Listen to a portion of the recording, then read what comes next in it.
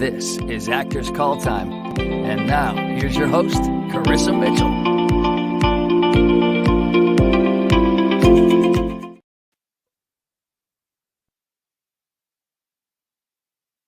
That's me. I'm Carissa Mitchell. Not to be confused with Carissa's Craft Corner at Cardboard Playhouse on Sunday nights on their Sunday night special. That's also a little thing that I do that I'm really excited about. Lots of glue and felt and yarn.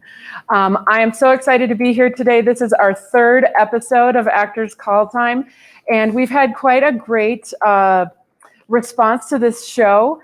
And I just wanted to talk a little bit. I get lots of phone calls every day about people wanting to get an agent, how to be represented, those sorts of questions. And a lot of people don't have any idea even what they're asking or what their they don't even know how to ask the question, which tells me that there's a lot of people that don't really know the business and are trying to get into it. And so one of the goals of this show is to try to give some people some entry-level sort of information all the way up to the pros. We have some pros on today that are going to show us talk to us about some really great things. But the best thing to do if you're looking for representation for an agent is, first of all, you want to look for a SAG-AFTRA franchised agency. They will not be a scam. There's lots of scams out there. We talked about some of those on episode 2 for children especially. But go to each agent's website and look and see what their criteria is for submitting for representation, and follow that. Don't veer from that, because what we're actually doing is we're actually seeing if you can follow directions as an actor, and submitting on our website or submitting however each individual agent asks for the submission for representation is your first test. So follow those things, check it out, be patient. We've had quite a year. We're getting started. Things are starting to happen again. Do your homework, research the different agents in your area, whether you're in a local market or in New Mexico or in Atlanta, LA, and follow those instructions on the website. Okay, so today we have an incredible guest with us today. Tom Shook is here. He is a local SAG-AFTRA board member here in New Mexico, and we want to welcome Tom today. He's right here with us, socially distanced, of course, and so it's so exciting to see people in person. It is. So we're getting there more and more, but we put the tape measure out and we are socially distant. But Tom, there's so many things that we wanted to talk to you about as a SAG member and as a local actor. Tell us a little bit about training and those sorts of things from a SAG perspective. Well, for any actor, training is really, really important, as you know, and I've been training since I was a kid. And I think it's really important, especially for younger actors, new actors, to try everything, try everybody's method, and find out what works for you. I know when I was in college, my school, University of Washington, was really into the method, and air quotes because they decided what it was to them. Didn't work for me ever. But the thing I discovered later on was what really worked for me was being part of a comedy improv troupe for 3 years. And you're right, sitting here right on an improv stage. That's right, yeah. Someday there will be improv here again. But this was Shirley Who Jest back in the mid-90s, and it was the best experience I've ever had in terms of training. It brought me out of myself, it worked for me, and since then, that's the kind of thing that I seek. So that's really important, to find the method that works for you, the way of working that works for you. And of course, the body, the mind, the voice, everything has to be worked on a regular basis. And I love that. I always tell people to try to be the very best version of yourself. Mm-hmm. Yeah. So everything, body, mind, spirit, everything. And I was warming up coming down here for this interview, driving in the truck. And the thing that I found that works for me in that sense is I hum along to country music. and because it's very melodic, and it gives me a chance to warm up in the car when I'm heading to an audition or a performance or something like that. Right, right. And speaking of auditions, it's been quite a year for you yourself are a local actor, trying to maneuver through the change or the pivot, we keep saying, to more exclusively self-tapes. How has that been for you personally in the last year? Well, I think for me, along with a lot of actors, it's been a real learning curve. Some people are really technically savvy and started doing the self-tapes right away very easily. I've had to work into it. I miss being in the room, with people, with real people, because you do a self-tape and you send it off into the ether and you hope somebody's seen it.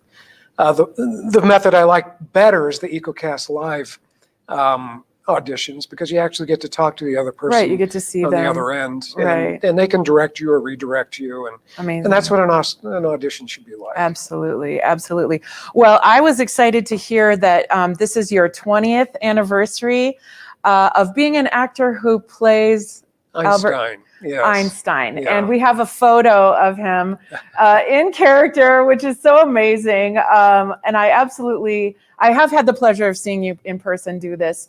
But tell us what your plans are for the coming year, your 20th anniversary. And did you get to do anything on any Zooms or anything like that as the character in the last year?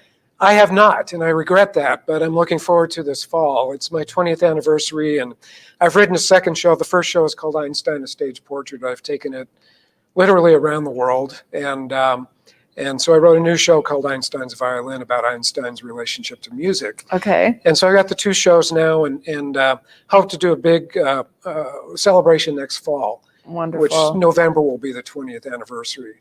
I opened it right down the street here at the Cell Theater 20 years ago, and have been doing it ever since. Wow. Well, that's amazing. I can't wait to see live theater again. I can't wait to see you. Tell us a little bit quickly about how it is to be on the SAG-AFTRA board, on the local board. What kinds of things do you guys work on? What is your main objective being on the board? Well, in my eyes, our main objective is to advocate for our actors and support them, especially here in New Mexico. And for many years, we were kind of the outlier branch, or local, it's called now. And so we're all volunteers, and we spend a lot of time advocating for our actors, make sure they're being supported, make sure that things are running the way they should be.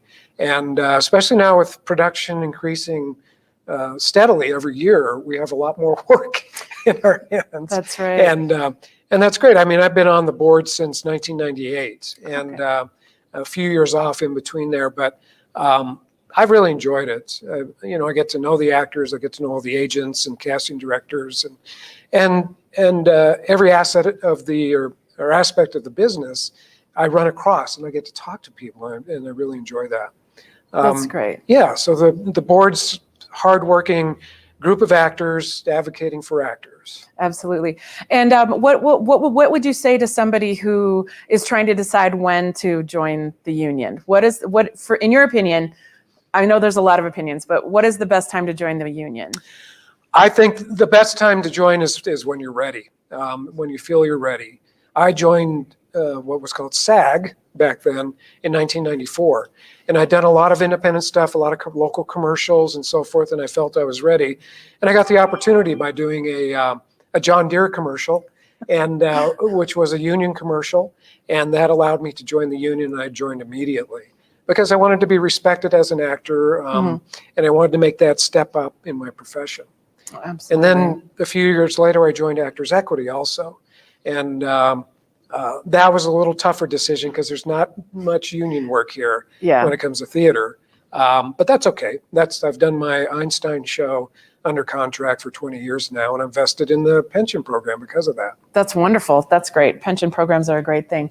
Well, thank you so much, Tom, for joining us today. I really appreciate the SAG presence on this show, just because I'm a SAG franchised agent, and it's very important to me that we continue to help our members and help new members and try to maneuver through this whole thing. There's so much information out there. So thank you so much for joining us today. My pleasure. Really Thank you, appreciate Carissa. it. And good luck with your show. Thank you. Thanks. Thank you. I appreciate it.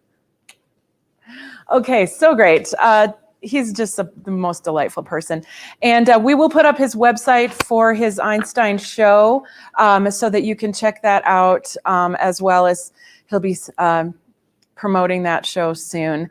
Next, we're going to be talking to one of my friends from LA. She is a local she's a casting director in LA, and I'm so excited to talk to her because I haven't seen her in so long. But we're gonna talk to her live at her house because she just put her baby to bed, and we're gonna go over to the other place. Here we go. Okay. Can you see me?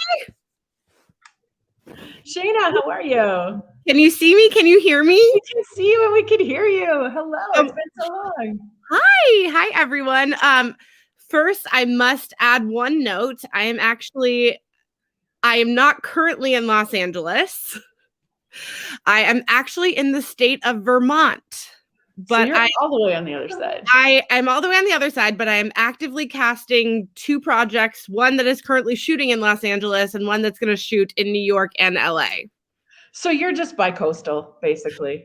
Bi-coastal. I think it's, I was listening to Tom, obviously. I think there's a lot to talk about in the future of where everything is going. And I'm kind of excited about all of it. So that's good. Yeah. That's good. Well, it's sort of that thing where I know you're in Vermont, but I was like, well, let's just say she's in Los Angeles and then just see what comes up. But no, but it's perfect. Yeah. It's great. And you did just put your baby to bed, right? I did. Yes. She is in bed. Good. Mine is here on the stage with me, my little one. We have a Babu cam you can look at in a minute, but he's finally sit on his bed. But I met you when you were a casting assistant and associate. You were working on Wizards of Waverly Place and Good Luck Charlie and the Newsroom and Austin and Alley and all those kinds of things. And I remember our mutual friend Christi, who now works for me, she said that you had this sort of agonizing decision to sort of go out on your own and become a casting director and start your own company.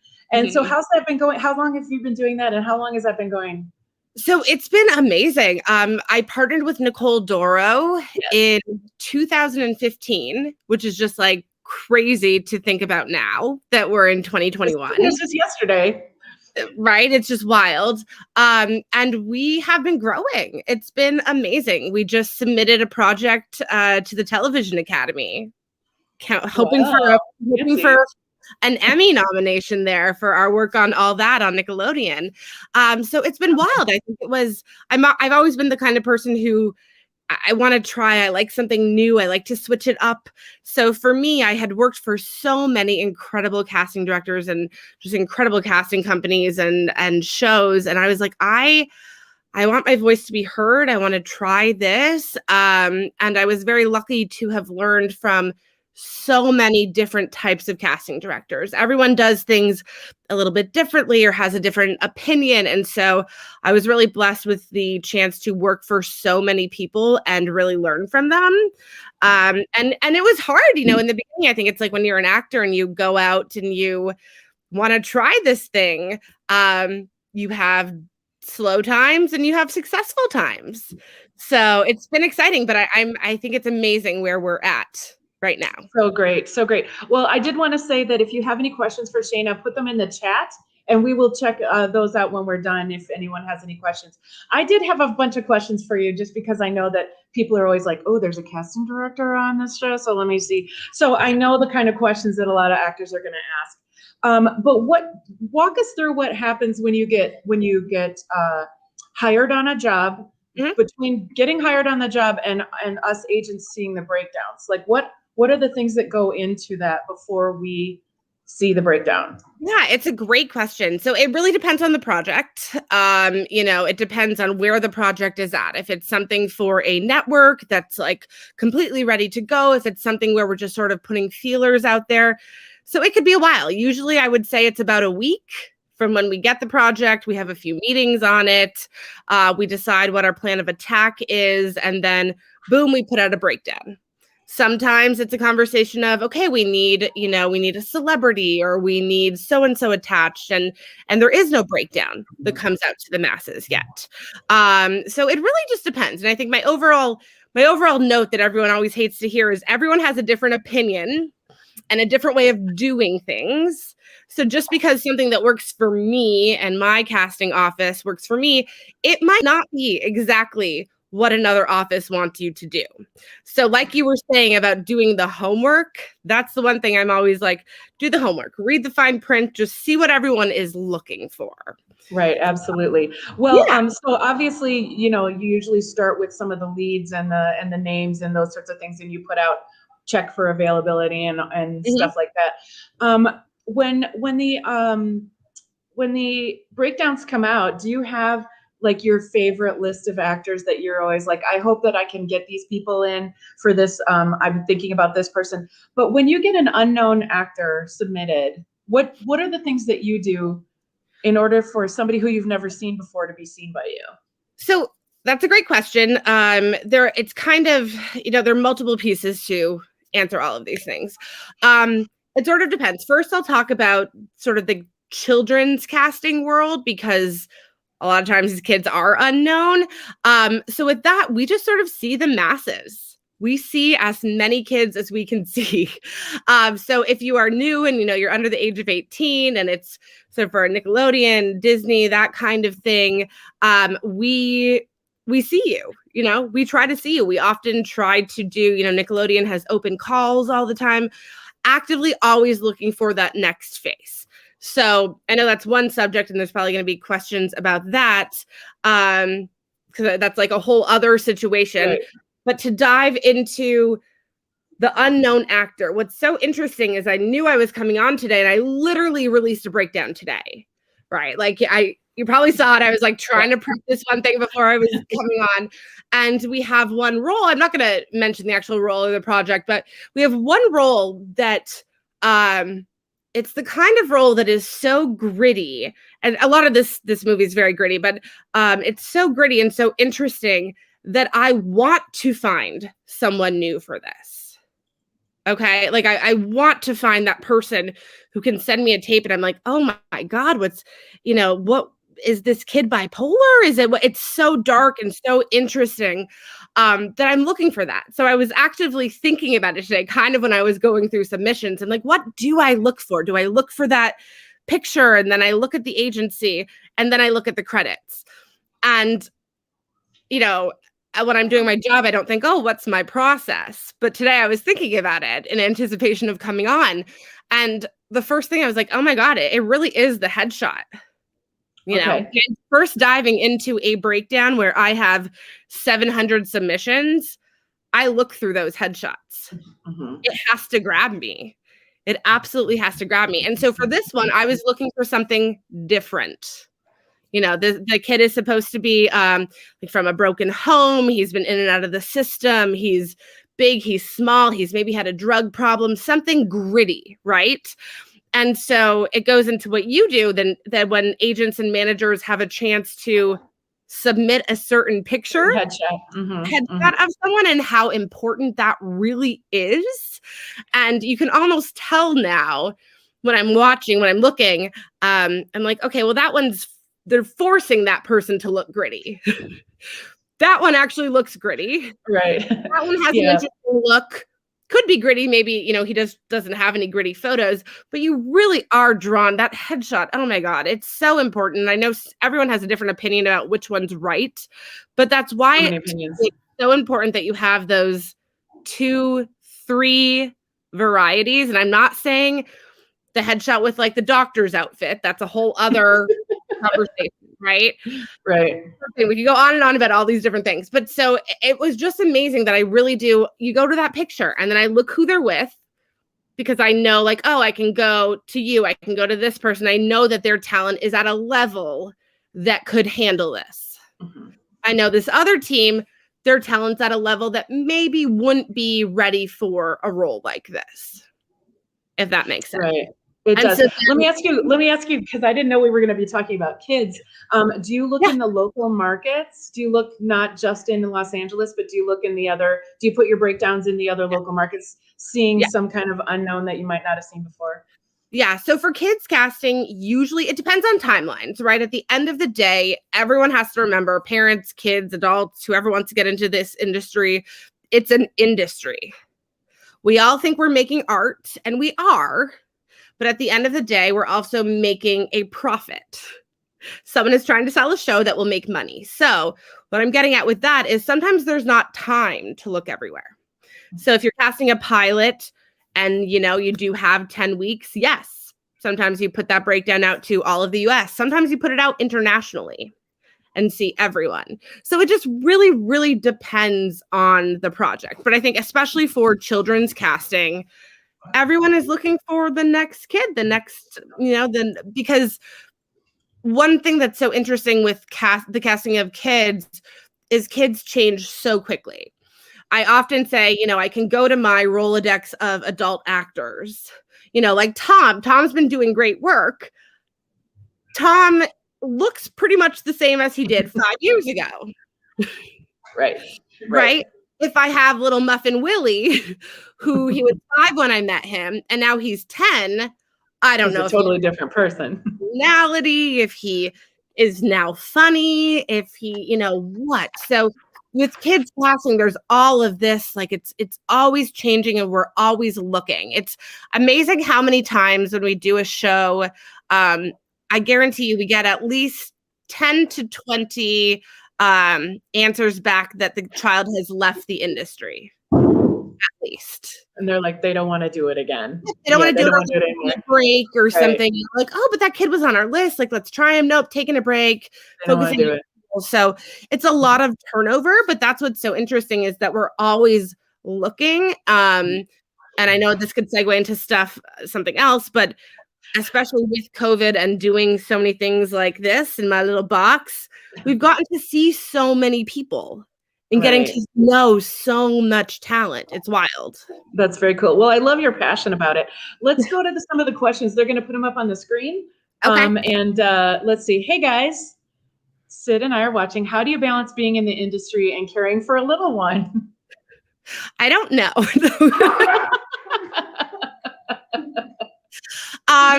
It's good. It's funny because it's kind of worked out well because I'm on the East Coast right now. So I have this beautiful pocket of a few hours in the morning where I can really get stuff done. And then I have like a little pocket at night where I have to like sign off and then I can sign back in.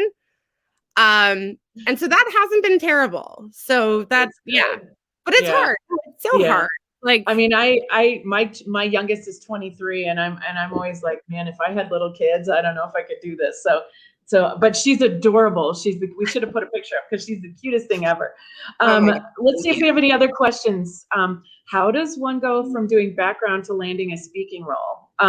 What do you do when you see just background on somebody's resume?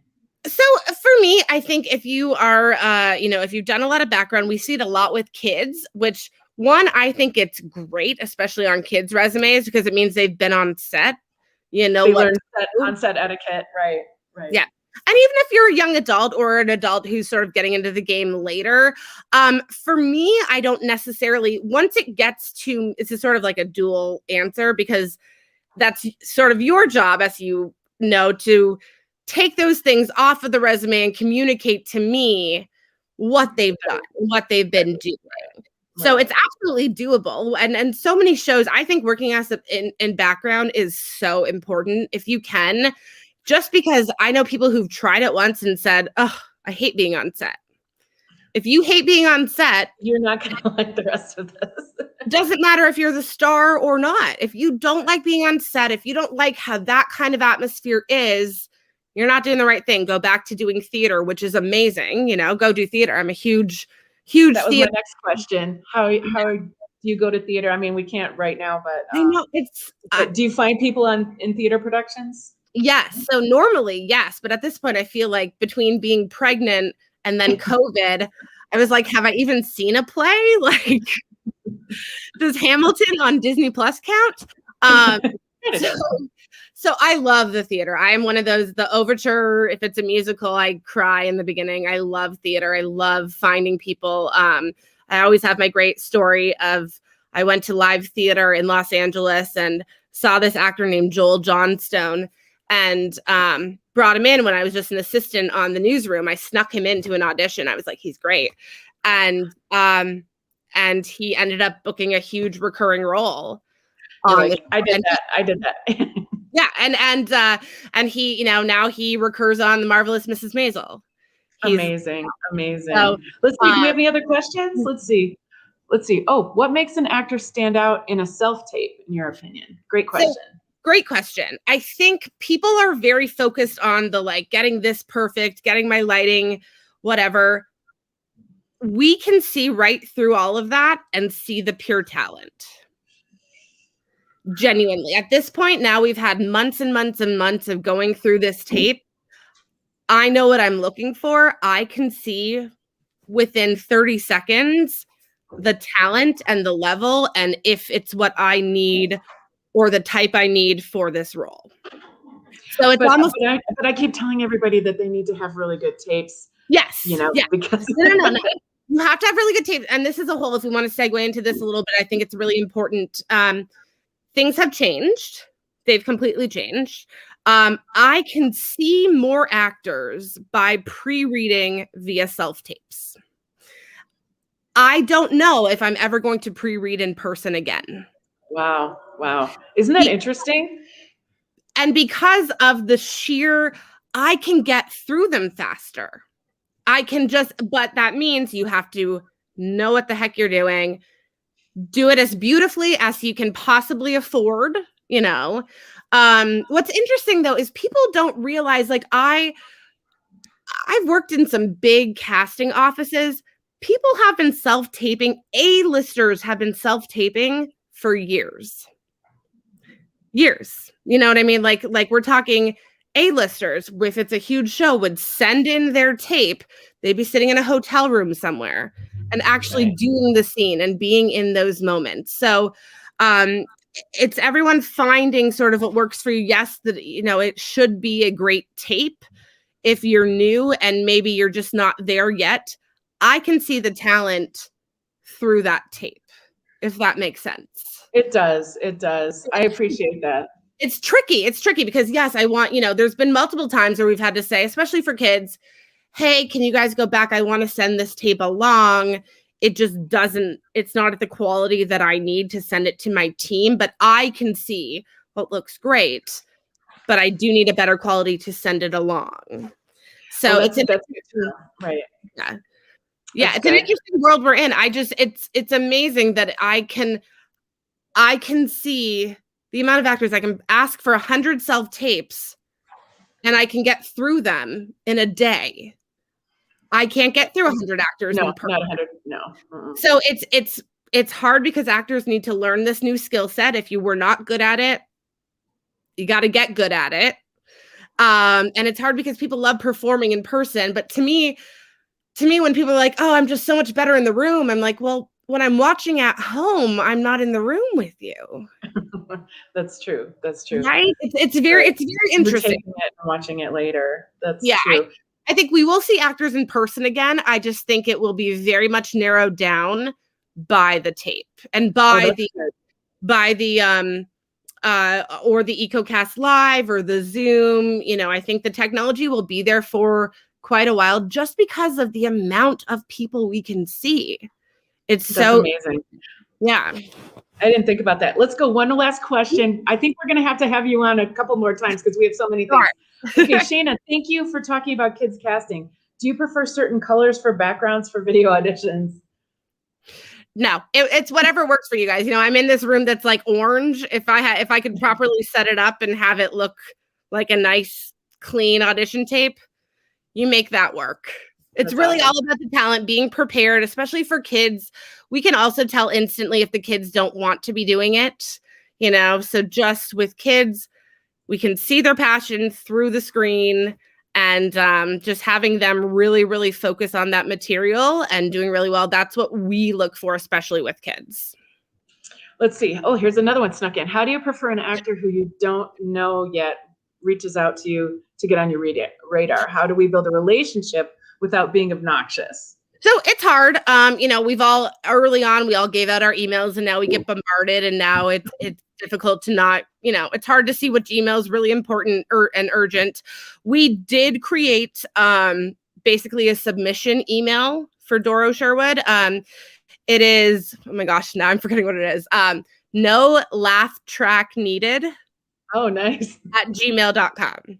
That's awesome. So with that said, if you bombard us there and we're looking for a role that you're right for, we have you there, for sure. I'm trying to be more active on Instagram and those types of things because it is great that I can just click through and see all these people who've reached out to me, but I'm not amazing with it.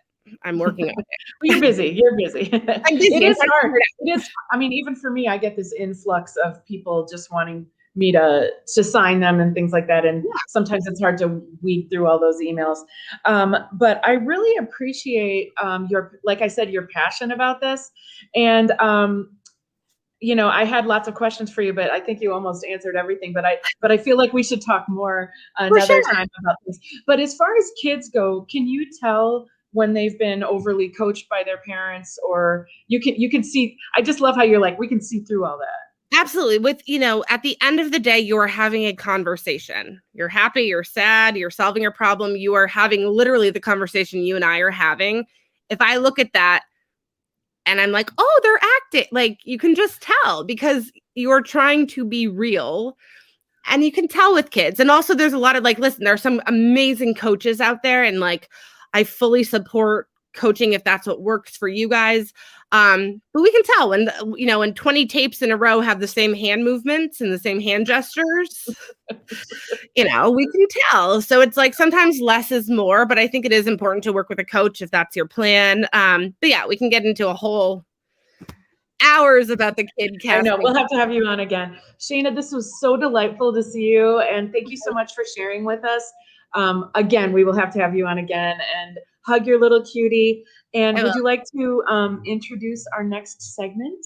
Yes, please. And now it is time for my dear friend, Christi's Do's and Don'ts, whom I love so much. So listen up to Chris.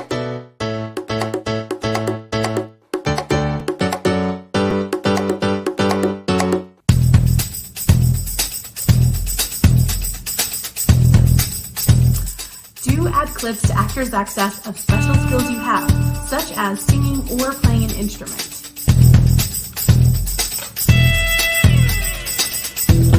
As a general rule, for your audition, don't turn to the side, speak softly, or use props.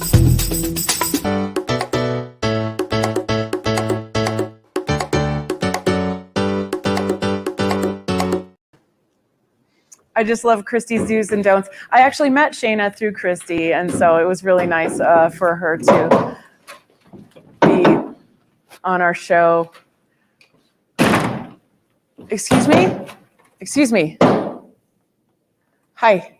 Oh, hey. Hey, we're doing a show here. Oh, wow. What? A talk show? Or I was just here to fix this door. Okay, that's great, but we're doing a show here. Really? Yeah. What's it about? It's about actors. It's called Actors Call Time. I'm an actor. This is awkward.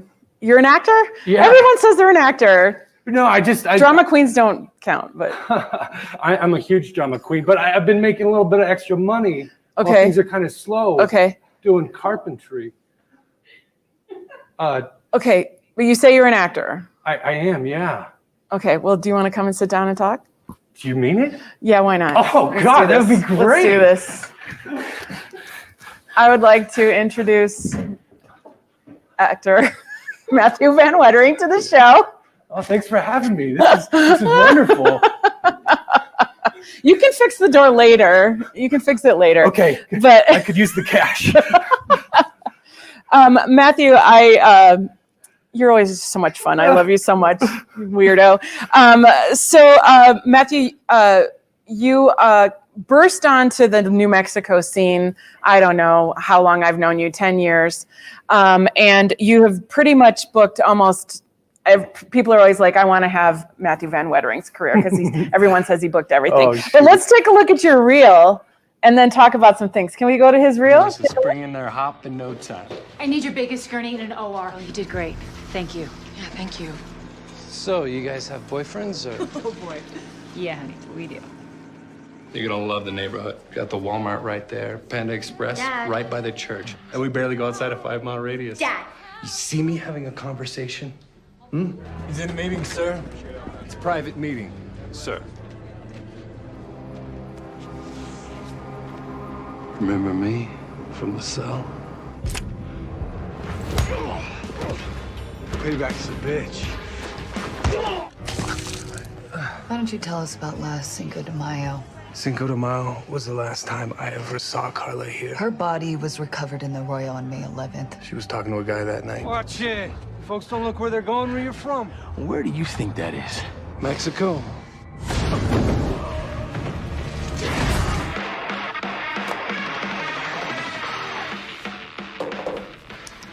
Hey, you're not supposed to be back here. Levantes? Creep thinks he's better than us. Why's that? Well, Lalo worked a big bust with Bonifacio PD a while back, and his head's been swollen ever since. Your boss said that Lalo called in sick. I saw him in the desert this morning. Said he was camping. I didn't steal any horse. I didn't do it.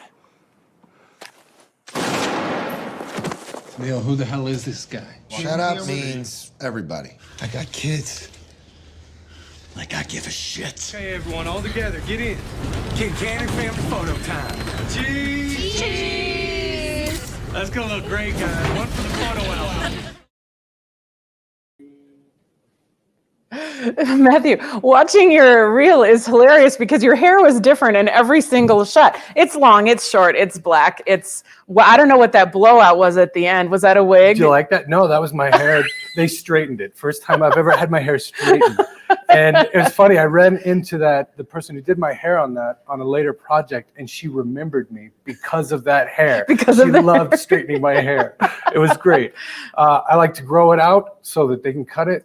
Give them options. Let them do whatever they want. I love it. I love it. And I love that you're one of those actors that always has your main photo on it, because I represent you. Your main photo on Actors Access is the one that looks the most like you at that moment, so that I don't have to go, do you have long hair or short hair right now? Because I don't always see you. But you've been working in this market in New Mexico for how many years? So the film and television market for 7 years, thanks to you.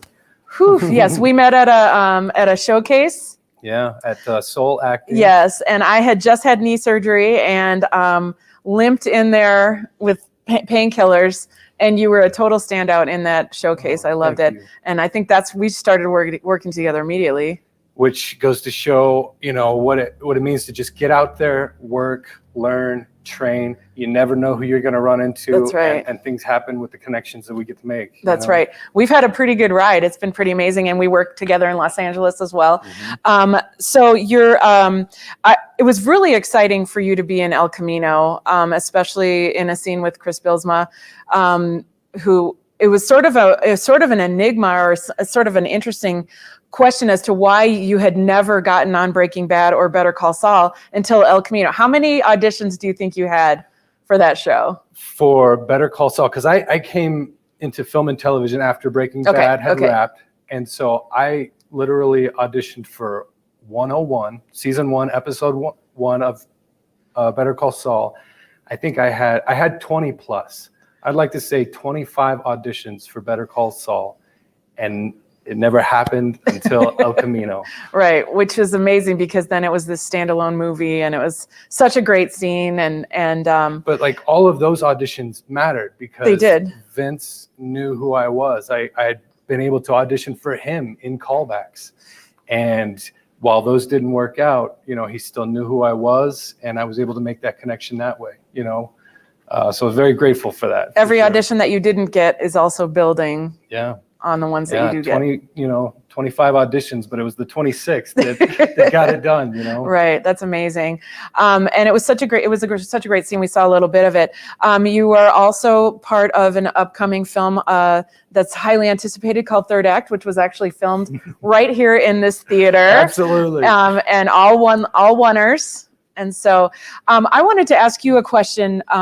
There's always this interesting dichotomy between actors that can play thugs and law enforcement, cops, military, those sorts of things. And you've done that. You've gone back and forth between those sort of opposite kinds of roles. How do you do that mentally? Like, is it similar, or?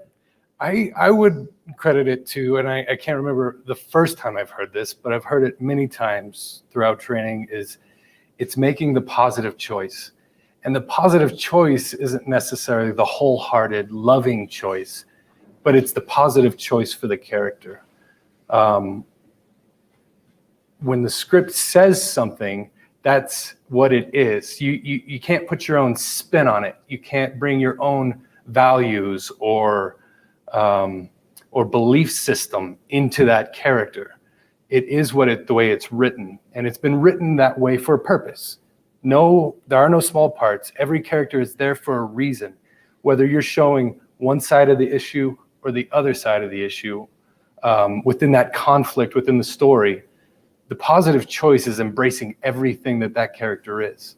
And that's what I like to do. I don't think about it as being bad, but what is the reason that they do what they do, or they feel the way they feel, they think the way they think, that character. So you're bringing some empathy into all of those kinds of characters. Yeah, I mean, there's viewpoints on either side of any subject.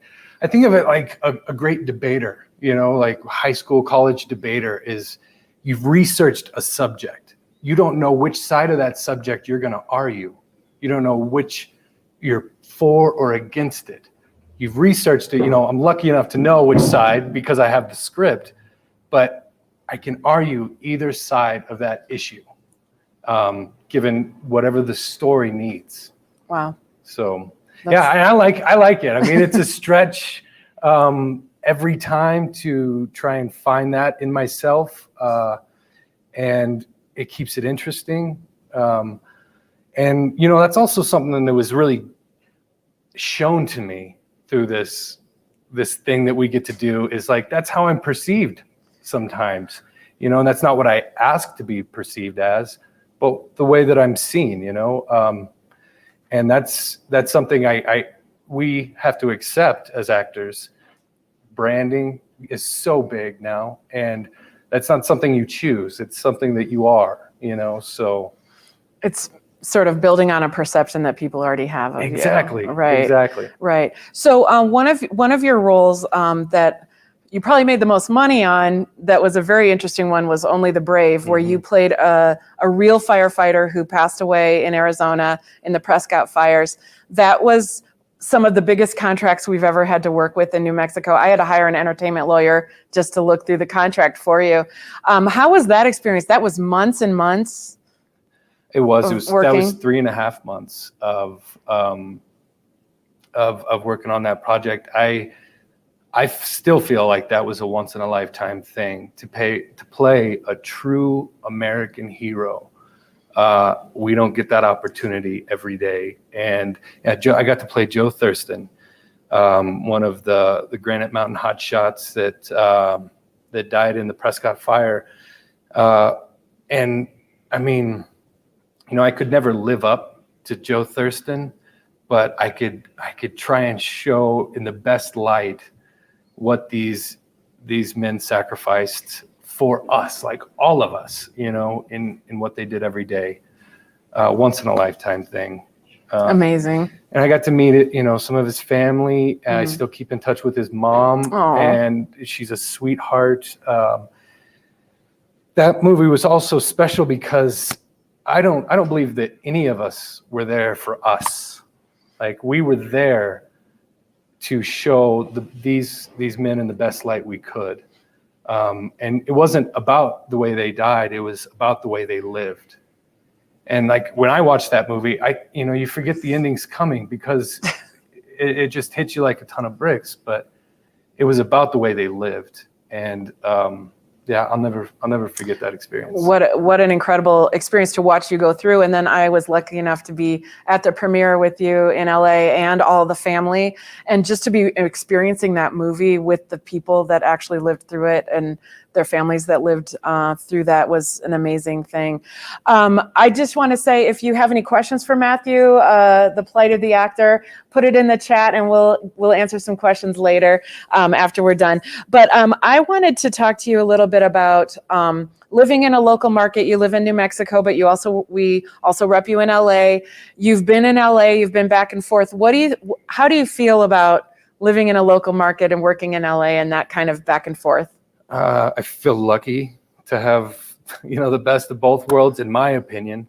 I grew up in a series of small towns, and I'm not a big city guy in any way, but LA is undeniable.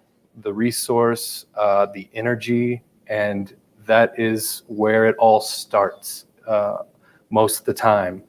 And so it's important to have a bridge to that market as well. The training that you can get out there is just, it can be another level. I got to, as soon as I started booking with you, I was like, okay, I need to step up my game. And I got into improv, and I started training at the Upright Citizens Brigade, and I went through their whole curriculum. And then I also, at the same time, I was training here at the Box and on an improv team here on this stage for a year. I got to play with some really great people. But even Tom said it, improv is an amazing asset to any actor, because what you're doing is you are living in the moment. And that's really what acting is the moment. It all happens right there. You recognize it and you use it for what it is. You can prepare all day long or for a month, and then you go to film a scene, and it's what happens right then that really matters. You do all that preparation, but throw it away and be there in the moment. That's when it really counts. Oh, so great. Improv is, irreplaceable when it comes to that. Right. In my training. So you were going back and forth to LA in person for classes. Mm-hmm. How did that change during this last year that we've had? It's actually been kind of nice because I get to do it all on Zoom now. It's a different medium, but it's still the same thing. I'm still getting to work with some amazing teachers, a bunch of amazing people from around the world. I mean, I've gotten to improvise with people from Japan. There's someone in my class right now who lives in Ukraine. And I mean, it's like, how often do you get that opportunity? And they're in their space, we're all in our space, and we come together over Zoom. And I never have to leave my house, So that's been really nice. Right. Well, cool. I love how everything you talk about has a positive spin to it. You've also started something else during the pandemic that we wanted to talk about today called Red Builds, the YouTube channel. Yeah. Tell us a little bit about that. So it's something that I've wanted to do for a while, and I got the nudge over a pandemic. I bought a house about a year ago back in November, and it's a fixer-upper. And I've been filming every step of remodeling this house.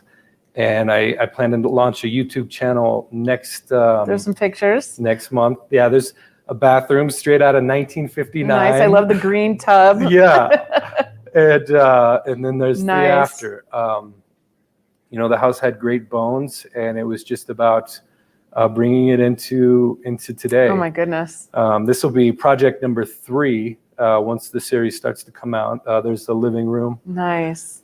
But construction has been a big part of building things has been a big part of my life as long as I can remember.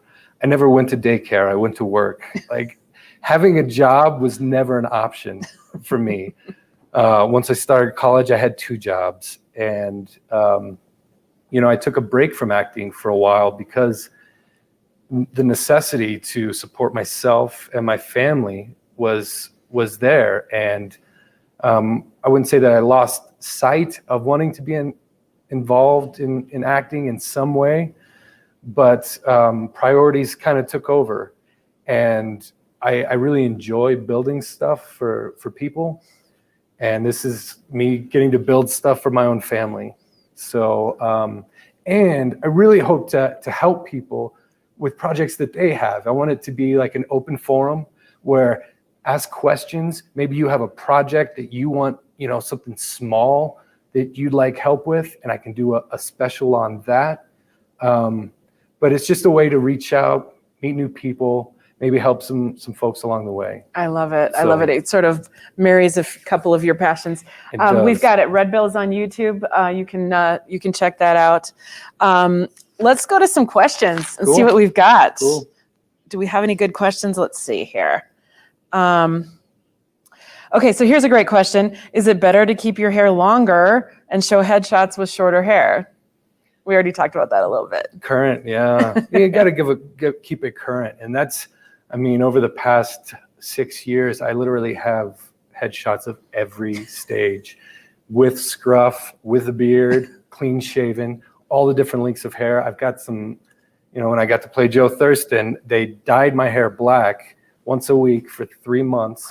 Right. And when that was all over, I went and got headshots that way. Right. We saw one on the end of your reel, right? And then I shaved it all off and went and got some more headshots. So, it takes the guesswork out of it for the casting directors. If we can make their job that much easier, because, they're in our corner and we're working with them to do this.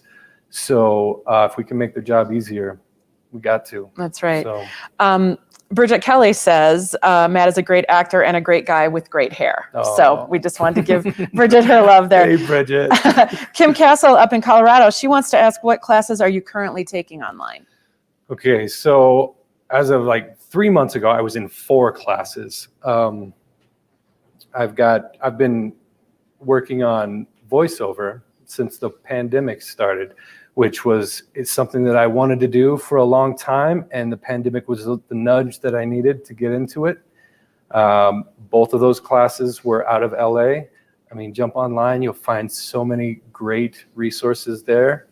I was also taking my improv class out of LA, and I was doing a self-tape class here in town. And it's, it is about learning, always being open to learn, but it's also about using what you already know, because you use it or you lose it. You let time go by without working, and you can lose that foundation that you've worked so hard to build. So it's not always about, I need to get better. It's, I need to stay at the top of my game while improving all the time. So. Right. Well, I want you to be what Shayna was saying, where she was saying A-listers are doing self-tapes in their hotel rooms while they're working on other shows and stuff. But I love that you always have a teachable spirit. It doesn't matter, even if you're one of the top actors in your local market, there's always room for growth and learning. Yeah. And that's a great, really cool thing about acting is life. So while you're trying to get better at acting, it also helps you to learn all these new things. I started painting. We did a play a little while back where I got to play Claude Monet, the Impressionist painter, the French with Impressionist an amazing painter. accent. And and I've always wanted to paint, and I literally started painting with that role, and I've been doing it ever since. And it just improved. I feel like it improves me. Not only just living and enjoying life is a big part of it. So that's very cool. Well, we have a new hashtag. I think hashtag acting is life is the quote of the day, the takeaway from today.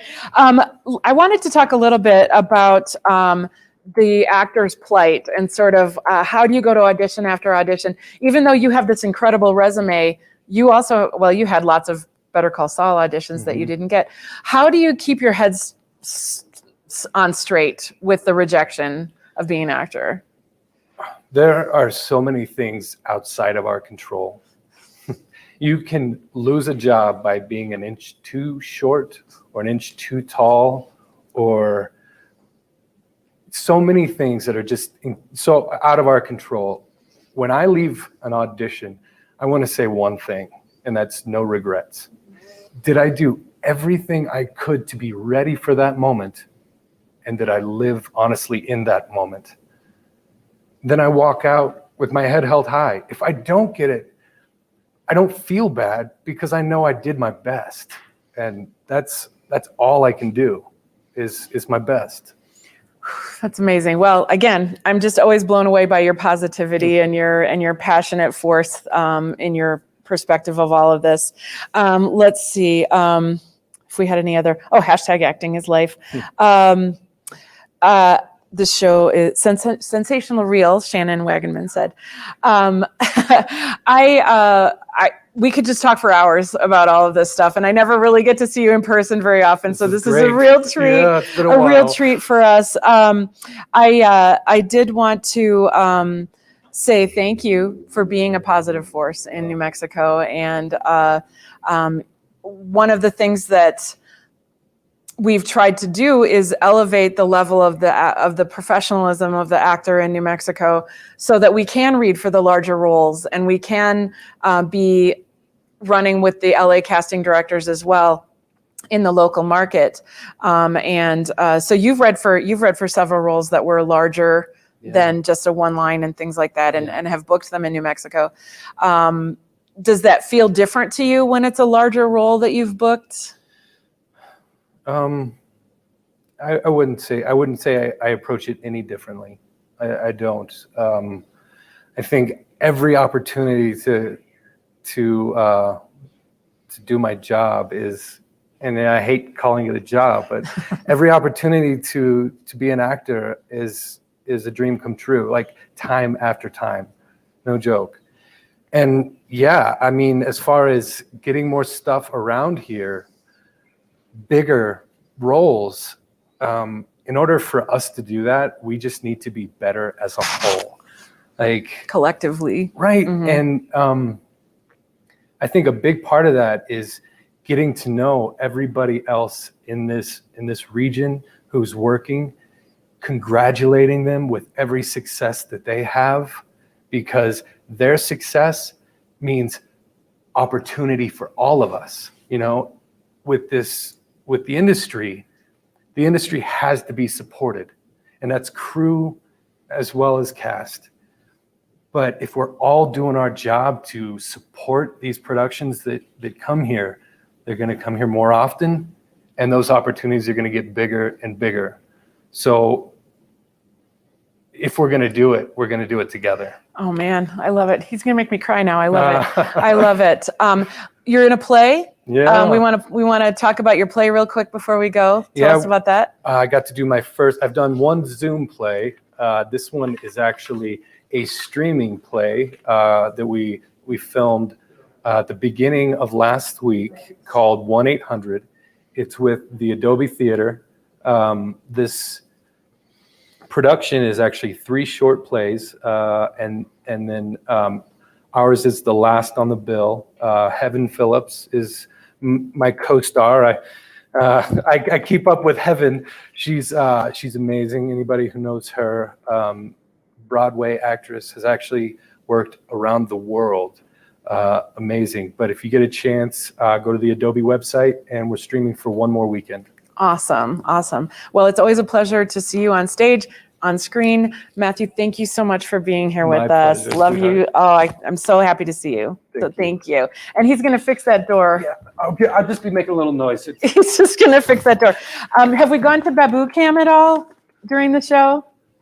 There he is. He's been such a good boy the whole time. Now he's getting up. But my next show will be Tuesday, March 30th.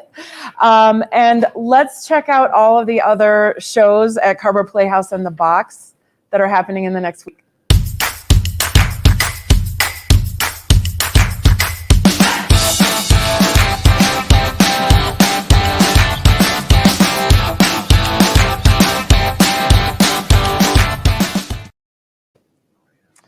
So lots of things happening.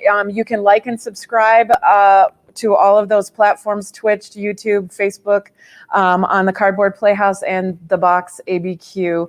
And if you feel like you missed any important information on any of our shows, they will be available on YouTube immediately after this broadcast. So I thank you so much for joining us tonight. It's such a pleasure to talk to everybody, and we'll see you next time. Thanks.